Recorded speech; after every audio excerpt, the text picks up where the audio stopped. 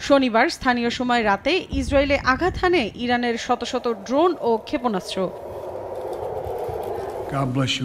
এই হামলায় তীব্র নিন্দা জানান মার্কিন প্রেসিডেন্ট জো বাইডেন। পাশাপাশি ভূখণ্ডটিকে দ্ব্যর্থহীন সমর্থন দেওয়ার প্রতিশ্রুতিও দেন তিনি। এক প্রতিবেদনে এ তথ্য জানায় বার্তা সংস্থা রয়টার্স।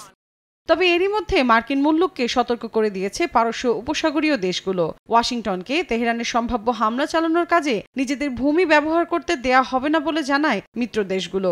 এক অজ্ঞাত সূত্রের বরাতে এ তথ্য দেয় লন্ডন ভিত্তিক news website middle East Eye. তারা জানায় সৌদি আরব, সংযুক্ত আরব আমিরাত, ওমান ও কুয়েতে অবস্থিত মার্কিন ঘাঁটিগুলো ব্যবহার করে তেহরানের বিরুদ্ধে হামলা না চালানোর আহ্বান জানানো হয়েছে যুক্তরাষ্ট্রকে।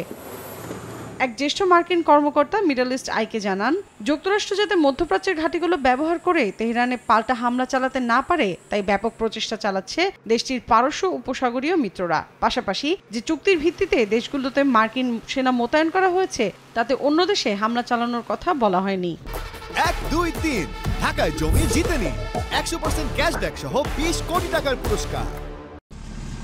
এদিকে শুধু পারস্য দেশগুলো নয়, যুক্তরাষ্ট্রকে সতর্ক করছে ইরানও। এ বিষয়ে ইরানের আধা সরকারি বার্তা সংস্থা তাসনিম নিউজ জানায়, যুক্তরাষ্ট্র যদি ইসরায়েলকে পাল্টা হামলা চালাতে মদদ দেয় তবে দেশটির সামরিক ঘাঁটিগুলো লক্ষ্য করে ব্যাপক আকারে হামলা চালানো হবে। অন্যদিকে কাতার ভিত্তিক সংবাদ মাধ্যম আল জাজিরা জানায়, তেল আবিবকে নগ্ন সমর্থন দিতে দিতে বিশ্ব দরবারে দুর্বল হয়ে পড়ছে যুক্তরাষ্ট্র। এতে বৈশ্বিক রীতিনীতির পক্ষে অকার্যকর হয়ে পড়বে দেশটির প্রভাব। মৌসুমী সাথী, সময় সংবাদ।